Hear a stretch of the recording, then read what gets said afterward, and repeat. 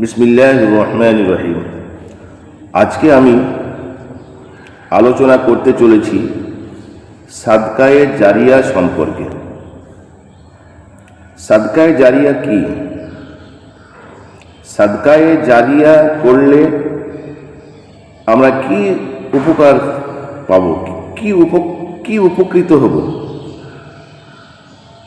সাদকায়ে জারিয়া যখন আমি করে যাব, যখন আমি কবরে থাকব একাকী অবস্থায়, এ সাদকায়ে জারিয়ার নেকি আমার কাছে পৌঁছে যাবে, প্রবাহিত। জারিয়া আমার প্রবাহিত, যে নেকি আমার কাছে প্রবাহিত হবে, পৌঁছিয়ে যাবে, অটোমেটিকলি পৌঁছিয়ে যাবে। এটা হলো সাদকায়ে জারিয়া। তো আমার কবরের প্রস্তুতির জন্য আমাকে সাদকায়ে জারিয়া দুনিয়াতে করে যেতে হবে। যেমন কোনো মসজিদে একটি আমি দরজার ব্যবস্থা করে দিলাম, মসজিদে আমি একটি ফ্যানের ব্যবস্থা করে দিলাম, যার দ্বারায় মুসল্লিরা নামাজ পড়তে গিয়ে আরাম পায়। মসজিদের কোনো একটা কাজ আমি করে দিলাম, যতদিন এই মসজিদ থাকবে আমি কবরে শুয়ে শুয়ে আমি নেকি পেতে থাকবো। বলি সুবহানাল্লাহ। সাদকায়ে জারিয়া অনেক প্রকারের আছে, তন্মধ্যে কয়েকটির আলোচনা করছি।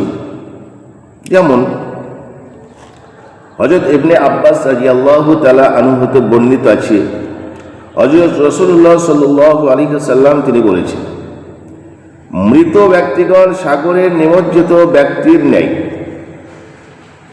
অর্থাৎ কেহ সাগরে নিমজ্জিত হলে সে যেমন হাবুডুবু খেতে থাকে,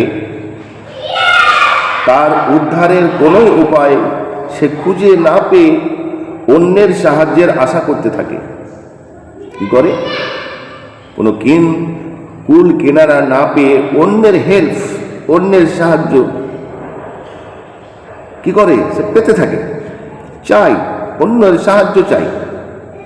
সে অন্যের সাহায্যের আশা করে, কে আমাকে বাঁচাবে, এই যে আমি সমুদ্রে ডুবে যাচ্ছি, কে আমাকে রক্ষা করবে, সে সাহায্য চায় অন্যের। মৃত ব্যক্তিগণ ও ঠিক তদ্রূপ নিজেদের এক বিন্দু নেকি অর্জন করারও ক্ষমতা থাকে না। যখন আমি মরে যাব, আমার কোনো নেকি করার ক্ষমতা থাকবে না। থাকবে না। আমার শরীর থেকে যখন আমার রূহটা বেরিয়ে যাবে, আমার নেকি করার ক্ষমতাটাও চলে যাবে, হ্রাস পাবে, আর কোনো ক্ষমতা থাকবে না। তাই সর্বদা অন্যের নিকট সাহায্য প্রার্থনা করে থাকি।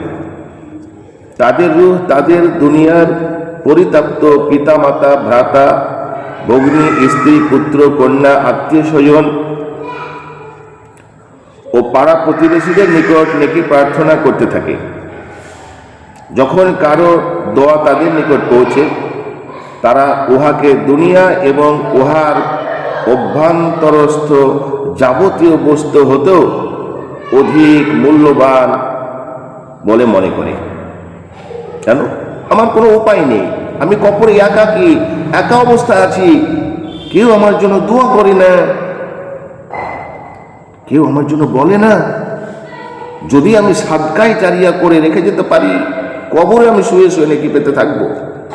আমার সন্তান যদি আমার জন্য দোয়া করে, আমি নেকি পেতে থাকবো।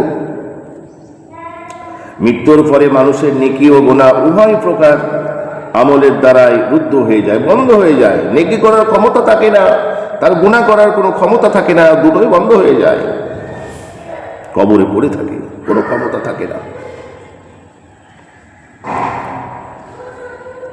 কিন্তু 3 প্রকার কাজের ছোঁয়া মৃত্যুর পরেও চলতে থাকে। সুবহানাল্লাহ। এবং কবরে বসে সে তার ফল ভোগ করতে থাকে, কবরে শুয়ে শুয়ে সে নেকি পেতে থাকে। সুবহানাল্লাহ ওয়া বিহামদিহি সুবহানাল্লাহিল আযীম। প্রথম নাম্বার, সদকায়ে জারিয়া। কি বললাম? সদকায়ে জারিয়া। এই এমনই একটা জিনিস, এমনই একটি দান যে সদকায়ে জারিয়ার বদৌলতে আল্লাহ পাক আমাকে জান্নাতে পৌঁছে দেবেন। সুবহানাল্লাহ, সুবহানাল্লাহ। দ্বিতীয় নম্বর, দ্বীনি ইলমের চর্চা,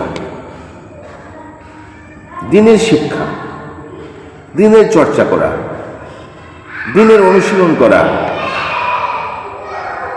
দ্বীন নিয়ে চলা, এগুলো কবরে শুয়ে শুয়ে পেতে থাকে। 3 নাম্বার, পিতামাতার জন্য সন্তানের দোয়া। পিতামাতার জন্য সন্তানের দোয়া। কোন সন্তান যখন হাত তুলে আল্লাহর দরবারে কান্না করবে, ফরিয়াদ করবে, বলবে রব্বিরহামহুমা কামা রাব্বায়ানি সগীরা, হে আল্লাহ, রব্বিরহামহুমা কামা রাব্বায়ানি সগীরা, হে আল্লাহ তুমি রহম করো, দয়া করো আমার পিতামাতাকে, যেরকম আমার পিতামাতা শৈশবকালে আমাকে দয়া করেছিল, অনুগ্রহ করেছিল, আমার সেবা করেছিল, আমাকে ভালোবেসেছিল, মহব্বত করেছিল, তদ্রূপ আমার পিতামাতাকে তুমি দয়া করো, রহম করে আমার পিতামাতাকে তুমি ক্ষমা করে দাও। এই বলে যদি আমি গভীর রাত্রে, অন্ধকার রাত্রে উঠে দুহাত উত্তোলন করি আল্লাহ দরবারে কান্না করি, বলি আল্লাহ গো, আমার পিতামাতা কত কষ্ট করে আমাকে লালন পালন করে তিলে তিলে বড় করেছে, আজ তারা কবর মাঝে শুয়ে রয়েছে, জানি না তারা কোন অবস্থায় আছে, আল্লাহ আমার পিতামাতাকে তুমি ক্ষমা করে দিও। শুনবে না? শুনবি? তৎক্ষণিক আল্লাহ পাক আমার পিতা, আপনার পিতা, আপনার মাতা সকলকে আল্লাহ পাক ক্ষমা করে দিবেন, যদি আমরা দোয়া করতে পারি, আর যদি আমরা রেখে যেতে পারি, সাদকায়ে জারিয়া করে যেতে পারি, যদি আমরা দ্বীনি ইলমের চর্চা নিজে করে যেতে পারি, আমি সেরকম শিক্ষা দিয়ে আমি এই পৃথিবীর মাঝে আলেম তৈরি করে যেতে পারি, হাফেজ তৈরি করে যেতে পারি। আমি দ্বীনি শিক্ষা দিতে গিয়ে দুনিয়াতে যদি আমি স্বল্প মাত্রা বেতন নিয়ে আমি যদি দ্বীনি শিক্ষা দিই, আর আমার মাধ্যমে যদি কয়েকটা ছেলে সঠিক রাস্তা পায়, হাফিজ হয়ে যায়, মাওলানা হয়ে যায়, আলেম হয়ে যায়, তাদের বদৌলতে আমি কবরে শুয়ে শুয়ে নেকি পেতে থাকবো। সুবহানাল্লাহ, সুবহানাল্লাহ। কিয়ামতের দিন কোন কোন লোক দেখতে পাবে যে তারা পর্বত প্রমাণ নেকির অধিকারী হয়েছে, এত দর্শনে তারা বিস্মিত হয়ে জিজ্ঞাসা করবে, ইয়া রাব্বুল আলামিন, কিরূপ আমরা এত অধিক নেকির অধিকারী হলাম?